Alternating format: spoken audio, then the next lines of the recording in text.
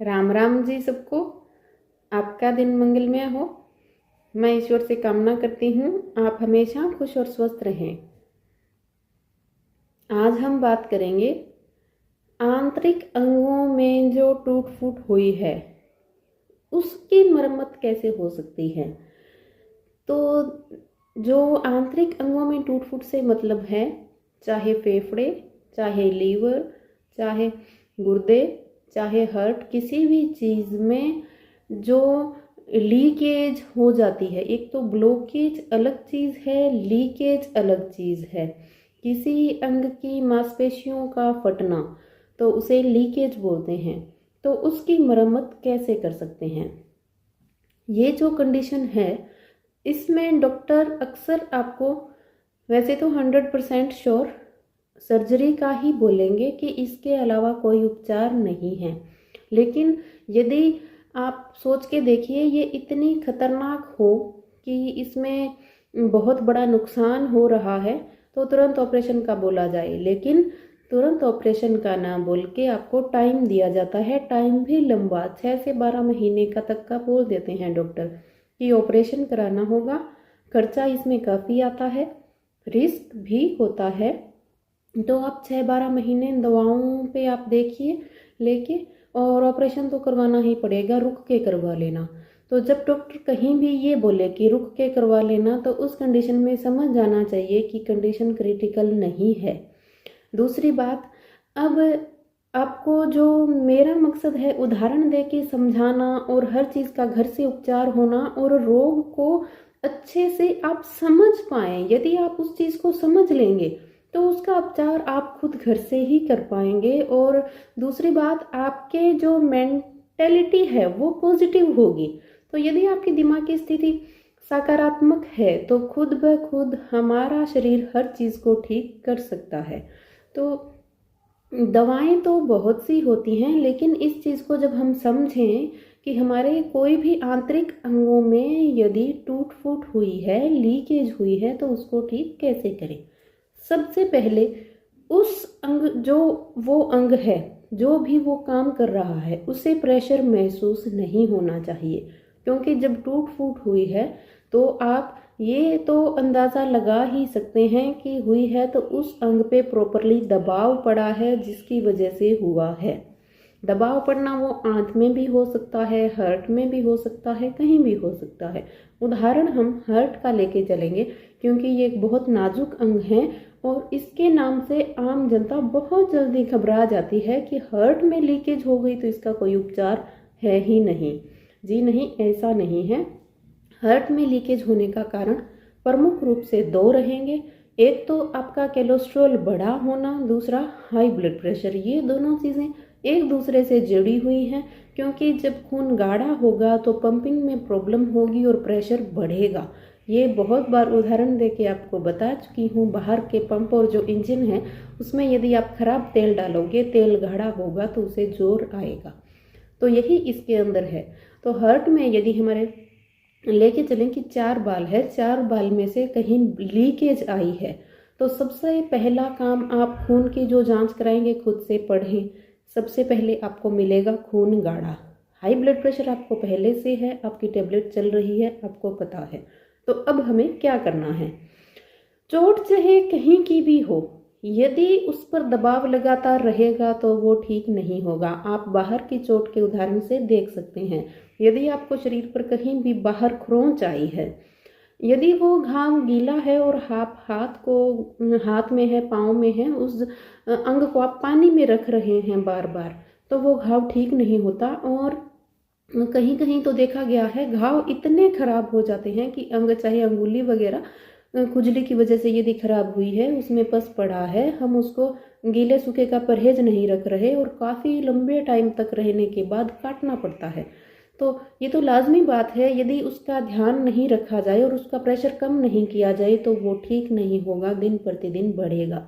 यदि उसका दबाव अंग का कम कर दिया जाए और उसमें जो हम ध्यान रख के जो चीज़ें उस पर काम करें, जो मरम्मत लगाए, वो खान पान थोड़ा सा बदलें, तो हमारी बॉडी खुद ब खुद इतनी शक्ति रखती है हर घाव को भरने की। वो बाहर का घाव भर सकती है, तो अंदर के घाव भी भरे जाते हैं, चाहे वो घाव आंत का हो, चाहे लीवर का हो, चाहे हार्ट का हो। तो अब बात करते हैं उसको ठीक कैसे किया जाए।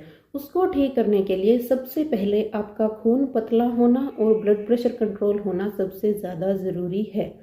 एलोपैथ के अंदर क्योर नहीं किया जाता, जितने दिन दवाई लोगे उतने दिन ठीक रहेगा। ब्लड प्रेशर की दवाई यदि एक दिन भी नहीं ली तो बढ़ेगा, क्योंकि खून पतला प्रॉपरली नहीं होता।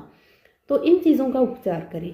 कैसे करें? लौकी का जूस सबसे उत्तम, गिलोय का रस भी साथ में लें, जो कि मरम्मत का काम करेगी। तो यदि खून पतला होगा, ब्लड प्रेशर नहीं बढ़ेगा, लौकी का रस आपका पित्त नहीं बढ़ने देगा, तेजाब नहीं बनने देगा। असल में कोलेस्ट्रॉल बढ़ना खून के अंदर तेजाब बढ़ना ही होता है। दूसरा कोलेस्ट्रॉल होता है, कोलेस्ट्रॉल 4-5 प्रकार के होते हैं। दूसरी तरह से यदि कोलेस्ट्रॉल बढ़ रहा है तो कारण रहता है जो हम चिकने पदार्थ खा रहे हैं उतनी हम जो एक्सरसाइज करनी चाहिए पसीने के थ्रू, उसकी जो एक्स्ट्रा एनर्जी को बाहर निकालना चाहिए हम नहीं निकाल पाते। तो दूसरा कोलेस्ट्रॉल होता है जो हमारे खून के ऊपर जो चिकनी चीज़ों की परत पानी की तरह घूमती रहती है, वो भी एक कोलेस्ट्रॉल है। और उसको डॉक्टर अच्छा मानते हैं कि वो क्लॉटिंग नहीं बना, ब्लॉकेज नहीं दिया। अभी आपके पास टाइम है, आप एक्सरसाइज करें, पसीना निकालें, लौकी का जूस लें जिससे वो बाहर निकल सके, खून की सफाई हो सके। तो ये चीज़ें आपको स्टार्ट करनी है। अर्जुन की छाल लें जो बहुत जल्दी खून की अम्लता को कम करती है। तो कोलेस्ट्रॉल को कंट्रोल करने के बाद ब्लड प्रेशर का ध्यान रखें, वो खुद ब खुद यदि आप इन चीज़ों का सेवन कर रहे हैं तो कम होगा, नहीं बढ़ेगा। शरीर में गर्मी नहीं होगी, खून पतला होगा तो कोलेस्ट्रॉल और बीपी दोनों कंट्रोल रहेंगे और नहीं बढ़ेंगे। इससे तो हुआ हार्ट का प्रेशर कम। बाकी अनुलोम विलोम एक ऐसा प्राणायाम है जो हर कोई रोगी कर सकता है और ये हमें अंदरूनी हीलिंग में बहुत मदद करता है। मांसपेशियों के जितने भी रोग हैं, अनुलोम विलोम रामबाण है। कैसे करें? मैंने तो आपको बहुत सी ढील और छूट दे रखी है। कुछ एक लोग तो बताते हैं सुबह उठते ही करें, पेट साफ होने के बाद करें, खाली पेट करें, लेकिन मैं सभी चीज़ों को ध्यान में रखते हुए आपको फिर से कहती हूँ कि गृहिणियाँ जो हैं या कुछ पुरुष भी आप कर लें कि नहीं का, यदि सुबह पेट साफ नहीं हो रहा है तो आप शाम को त्रिफला लें, होगा साफ। उसके बाद रही सुबह उठते ही काम, यदि आपको है नहीं कर पा रहे हैं तो जैसे भी आपको 9, 10, 11 बजे टाइम मिले आप करें। बैठने में दिक्कत है, लेट के करें, तकिया ना लगाएं, बिल्कुल सीधे। चाहे आप धरती पे कोई चटाई वगैरह बिछा के करें या बेड हो तो वो बिल्कुल समतल हो, यानी कि रीढ़ की हड्डी आपकी सीधी होनी चाहिए। चेयर पे बैठ के करें तो जो बॉडी का डायरेक्ट टच है, आपके पैर के तलवों में कपड़ा या कोई चटाई वगैरह आपकी होनी चाहिए, डायरेक्ट टच नहीं होना चाहिए ताकि एनर्जी वापस धरती में ना जाए। तो अनुलोम विलोम ज़्यादा से ज़्यादा करें। आप लौकी का जूस थोड़े धनिया, पुदीना, काली मिर्च, सेंधा नमक डाल के लें और उसके बाद गिलोय का रस भी आपको उसके साथ में ही डाल लें। और एक चीज़ आपको मैंने बताई, अर्जुन की छाल की चाय, उसके अंदर दालचीनी मिलाएं। यदि आपका पित्त नहीं बढ़ा हुआ है तो वो बहुत अच्छी है। हरी इलायची भी उसमें डालें तो वो आपको पीनी है। इतनी सी चीज़ें शुरू करनी है जिससे हार्ट पे दबाव कम होगा। तीसरी बड़ी बात कि खाना खाते ही नहीं घूमना, जस्ट खाना खाने के बाद नहीं घूमना। हमें खाना पचाने के लिए पेट में रक्त का होना बहुत ज़रूरी है। और पेट में रक्त कब रहेगा? जब हम अपने घुटनों तक ब्लड, पैरों से नीचे जाने का रास्ता यदि बंद कर दें। वो कैसे होता है? घुटने उल्टे करके बैठने से होता है, जिसे वज्रासन कहते हैं। उस स्थिति में आप कम से कम 10 मिनट बैठें। खाना खाने के बाद गुड़ का सेवन जरूर करें। तो ये सब चीज़ें बहुत छोटी छोटी हैं लेकिन बहुत ज़रूरी है। यदि खाना आसानी से पच जाए, हल्का खाना खाएं, शाम को टाइम से खाएं, उसके बाद वज्रासन करके उसके बाद आप घूम सकते हैं, कोई दिक्कत नहीं है। तुरंत ना घूमें तो खाना अच्छे से पचेगा। खाना खाते ही पानी ना पिएं तो पाचन शक्ति में जोर नहीं आएगा, तो उस को भी हमें तकलीफ नहीं होगी। उसके बाद मरम्मत की बात करें तो हल्दी मरम्मत के लिए सबसे अच्छी मानी गई है। कौन सी हल्दी लें? बाजार से पिसा हुआ पाउडर किसी भी हाल में न लें, क्योंकि मिलावट इतनी ज़्यादा है कि आप सोच भी नहीं सकते। और जहाँ हम फ़ायदे की बात कर रहे हैं वहाँ कहीं ना कहीं नुकसान बहुत बड़ा हो सकता है। तो हल्दी हमेशा सूखे साबुत लेके पिसवाएं, चाहे आप बाज़ार में चक्की में पास खड़ के पिसवा सकते हैं या घर में पीस लें, वो आपकी इच्छा है। लेकिन हल्दी ताज़ा आपकी आंखों के सामने पिसी हुई होनी चाहिए, पाउडर ना लें। हल्दी का सेवन कैसे करें? 2 से ढाई चुटकी सुबह खाली पेट गुनगुने पानी से लेनी है। लेने के बाद 1 घंटे कुछ ना खाएं। तो आप देखेंगे हल्दी मरम्मत के लिए इतनी अच्छी है कि आप सोच ही नहीं पाएंगे। जैसे ही आप जो ये चीज़ें ग्रहण कर रहे हैं तो आपके दिमाग में एक चीज़ होनी चाहिए कि ये मेरे जहाँ शरीर में कमी है,